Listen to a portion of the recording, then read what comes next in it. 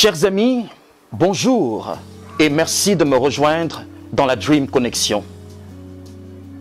Dans le livre des Actes, au chapitre 7, à partir du verset 54 jusqu'au verset 60, il est écrit ceci.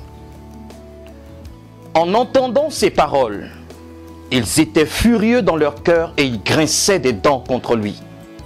Mais Étienne, rempli du Saint-Esprit et fixant les regards vers le ciel, vit la gloire de Dieu et Jésus debout à la droite de Dieu. Et il dit, « Voici, je vois les cieux ouverts et le Fils de l'homme debout à la droite de Dieu. » Ils poussèrent alors de grands cris en se bouchant les oreilles et ils se précipitèrent tous ensemble sur lui, le traînèrent hors de la ville et le lapidèrent. Les témoins déposèrent leurs vêtements aux pieds d'un jeune homme nommé Saul. Verset 59. Et il lapidait Étienne qui priait et disait, « Seigneur, Jésus, reçois mon esprit. » Puis, s'étant mis à genoux, il s'écria d'une voix forte, « Seigneur, ne leur impute pas ce péché. » Et après ces paroles, il s'endormit. Alléluia. Chers frères et sœurs, si vous avez bien fait attention, notre texte de base signale 5 réflexes importants chez Étienne le martyr. Malgré les vives douleurs, notre ami a réussi 1. À fixer les regards vers le ciel. 2. À voir la gloire de Dieu et Jésus debout à la droite de Dieu. 3. À plier le Seigneur Jésus, et cela sous les jets de pierre. 4. À intercéder pour ses ennemis, donc pour ceux qui étaient en train de le lapider. Et 5. Enfin, à s'endormir dans le Seigneur, à trouver le repos dans le Seigneur. Avant de poursuivre, j'aimerais revenir un instant sur l'histoire du roi Saül et du jeune David que nous avons mentionné dans la précédente vidéo. Le Seigneur, rappelez-vous, avait envoyé Samuel, son serviteur, pour prononcer une sentence contre le roi Saül. Et ses propos sont les suivants. Il lui dit, « L'Éternel déchire aujourd'hui de dessus toi la royauté d'Israël et il la donne à un autre, écoutez bien, à un autre qui est meilleur que toi. » Entre-temps, les performances ainsi que les exploits du talentueux David avaient vite fait de nourrir dans le cœur de Saül, le roi, un sentiment de jalousie et de meurtre. Le roi Saül avait tout mis en œuvre pour éliminer celui que Dieu destinait à lui succéder. Mais ce qui est remarquable dans cette histoire, chers amis, c'est l'attitude surprenante de David. Alors que la possibilité de se débarrasser définitivement de son ennemi juré lui était offerte par le Seigneur, David a fait le choix d'agir autrement. David a décidé d'épargner la vie de Saül, ainsi qu'on le voit dans 1 Samuel 24, à partir du verset 4 jusqu'au verset 7. David était en droit d'attenter à la vie de Saül. Après tout, Saül était la personne qui avait tenté à plusieurs reprises de lui ôter la vie. L'éliminer pendant qu'il en avait l'occasion aurait été la meilleure façon de se mettre définitivement à l'abri, n'est-ce pas? Selon les avis de ses compagnons, c'était la seule façon de mettre un terme aux assauts meurtriers du roi Saül. Mais quand bien même que Dieu lui en avait donné l'occasion, David a su faire preuve d'une grandeur d'esprit. Il savait qu'il n'avait pas le droit d'ôter la vie d'une personne, fût-elle celle de son ennemi. Alors, il a fait le choix précieux de laisser la vengeance à l'Éternel. David a décidé que la justice de Dieu devait suivre son cours. C'est pourquoi, dans 1 Samuel 26, versets 23-24, on le voit adresser ces paroles à son ennemi. Il lui dit que le Seigneur récompense chacun de nous de son respect du droit et de sa fidélité. Aujourd'hui, le Seigneur t'avait livré en mon pouvoir, mais je n'ai pas voulu attenter à ta vie, car tu es le roi choisi par le Seigneur. De même que ta vie a eu un grand prix pour moi, que ma vie est un grand prix pour le Seigneur et qu'il me délivre de toute détresse. 1 Samuel 26, versets 23 et 24. Bien-aimés, si, contrairement à David, vous avez, pour une raison ou une autre, dégainé votre épée, je vous supplie de vous approprier cette parole que le Seigneur Jésus a adressée à Simon-Pierre. Rappelez-vous, Jésus lui dit, remets ton épée à sa place, car tous ceux qui prendront l'épée périront par l'épée. C'est à vous, chers bien-aimés, d'accepter de faire confiance aux armes de la lumière. C'est à vous d'adopter dans les temps d'adversité les 5 réflexes qui libèrent le meilleur de Dieu en vous. Il s'agit premièrement de fixer les regards vers le ciel. Vous savez, lorsqu'une personne reçoit les jets de pierre de la part de ses ennemis, eh bien, il a naturellement tendance à regarder à la taille des cailloux qu'il reçoit, ainsi qu'à la violence avec laquelle elles sont lancées. Au lieu de regarder à Dieu, on veut absolument dévisager ceux et celles qui sont à la base de nos souffrances, n'est-ce pas?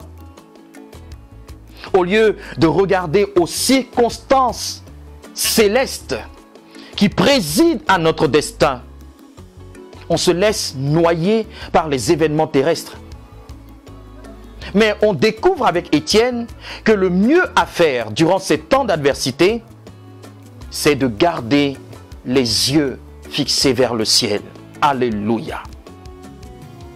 Au lieu de fixer les regards sur les blessures et les douleurs, nous devons apprendre à les diriger vers le médecin par excellence. Au lieu de regarder aux moyens de la riposte, nous devons fixer nos regards sur celui à qui appartient la vengeance, celui à qui appartient la rétribution. Vous devez, en des circonstances pareilles, vous laisser habiter par les paroles du ciel plutôt que par les paroles troublantes et les propos incendiaires de vos ennemis. Oui, chers frères et sœurs, ne laissez personne vous arracher la vision du ciel. Vous êtes un citoyen du ciel en mission sur terre. Alors, quel que soit ce qui adviendra, gardez toujours les yeux fixés sur le ciel. Le deuxième réflexe est la conséquence directe du premier. Celui ou celle qui, dans les temps d'épreuve, sait garder les yeux fixés vers le ciel, ne manquera pas de contempler quelque chose de merveilleux. Comme Étienne, cette personne verra la gloire de Dieu et Jésus debout à la droite du Père. Il verra que celui qui préside, celui qui commande son destin, est assis sur le trône suprême. Alléluia. Il réalisera que son sort final n'est pas aux mains de ses ennemis, mais bien aux mains de son Rédempteur. Alléluia. Le troisième réflexe consiste à prier davantage le Seigneur dans les temps d'adversité. Voyez, si la prière fait partie de notre vie de tous les jours, eh bien nous devons nous y appliquer encore plus dans les temps d'adversité et durant les moments difficiles de notre vie. À l'exemple d'Étienne, ne vous épuisez pas à formuler des prières inutiles, des prières qui sont sans valeur aux yeux de Dieu. Apprenez à faire davantage confiance au Seigneur en vous recommandant à lui. Et cela doit transparaître dans vos prières. Abandonnez-vous totalement entre ses puissantes mains et faites-lui cette demande. Seigneur Jésus, reçois mon esprit. Seigneur Jésus, je t'abandonne tout. Seigneur Jésus, sois au contrôle. La quatrième attitude consiste, bien-aimés, à prier pour vos ennemis. D'une voix forte, nous dit le texte, Étienne s'est écrié, « Seigneur, ne leur impute pas ce péché. » Et vous, chers amis, quelle prière adressez-vous à Dieu à propos de ceux et celles qui vous persécutent? Que demandez-vous à Dieu pour ceux et celles qui vous maltraitent? Jésus, qui a connu la souffrance extrême de la part de ses adversaires, nous recommande ceci.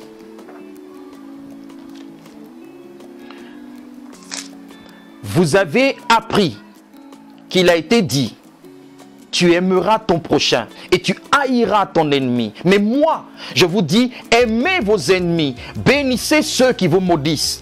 Faites du bien à ceux qui vous haïssent et priez pour ceux qui vous maltraitent et qui vous persécutent, afin que vous soyez fils de votre Père qui est dans les cieux, car il fait lever son soleil sur les méchants et sur les bons, et il fait pleuvoir sur les justes et sur les injustes.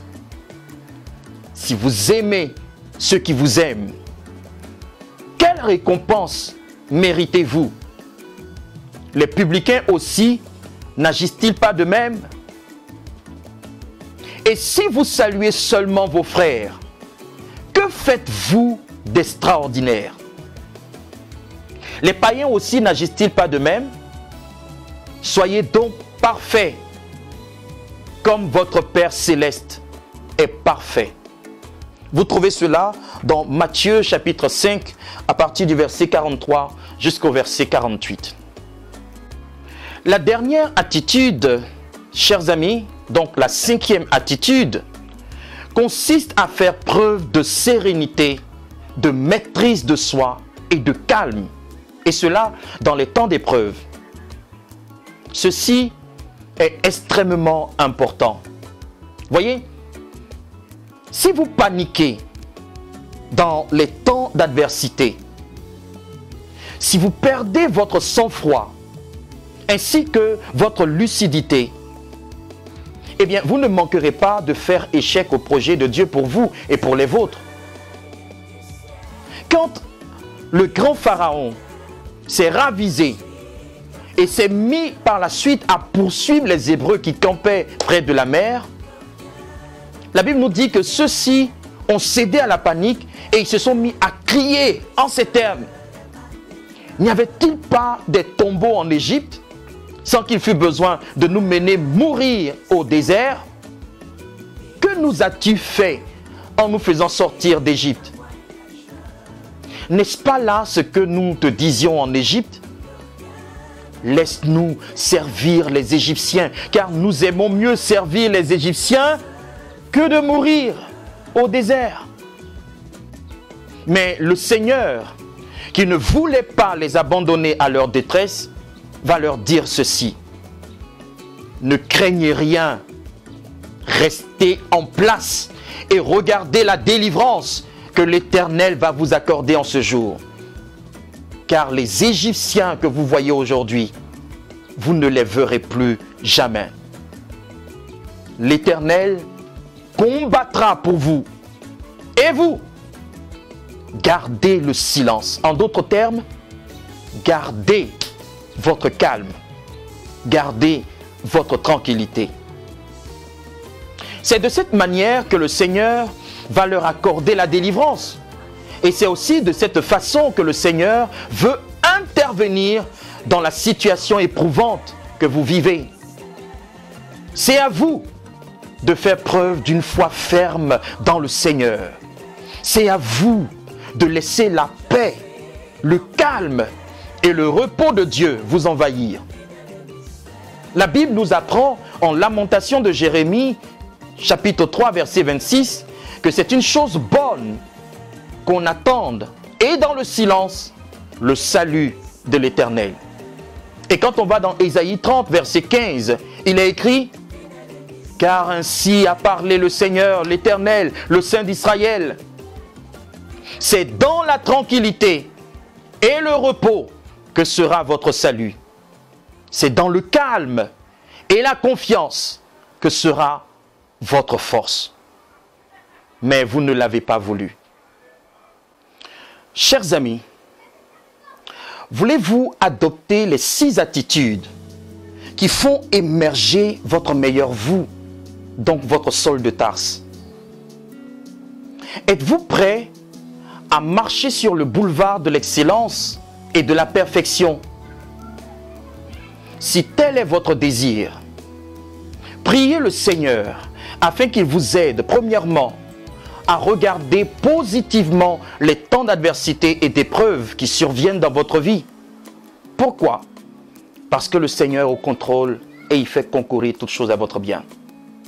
Deuxièmement, demandez-lui de vous aider à garder, quoi qu'il arrive, la vision du ciel. Troisièmement, demandez-lui de vous aider à réaliser que celui qui est assis sur le trône et qui gère votre vie, ainsi que toute chose, c'est votre Rédempteur. C'est Jésus de Nazareth.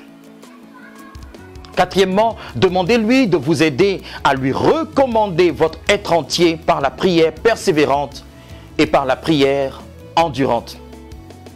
Cinquièmement, demandez-lui de vous donner la force de prier pour vos ennemis qui travaillent sans le savoir à votre élévation. Alléluia.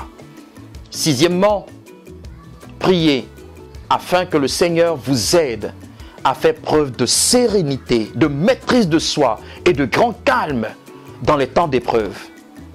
Car ainsi a parlé le Seigneur, le Saint d'Israël. C'est dans la tranquillité et le repos que sera votre salut. C'est dans le calme et la confiance que sera votre force. À présent, j'aimerais vous inviter à dire cette prière. Père qui est dans les cieux, je te remercie de révéler dans ma vie, ainsi que dans mes initiatives, le Saul de Tarse qui sommeille en moi. Merci de m'ouvrir dès aujourd'hui à l'excellence, au meilleur et à la perfection pour ta gloire et au nom de Jésus. Amen. Chers amis, j'espère que cette série vous a aidé à grandir dans la connexion avec Dieu et avec votre prochain. Si Dieu le veut, retrouvons-nous la semaine prochaine pour une nouvelle série de Dream Connexion. Merci pour vos commentaires, pour vos contributions et pour vos partages. Cela nous motive et nous aide à mieux faire. Et n'oubliez pas de vous abonner sur notre compte YouTube et d'activer la cloche de notification pour ne rien rater. Prenez soin de votre foi et shalom chez vous.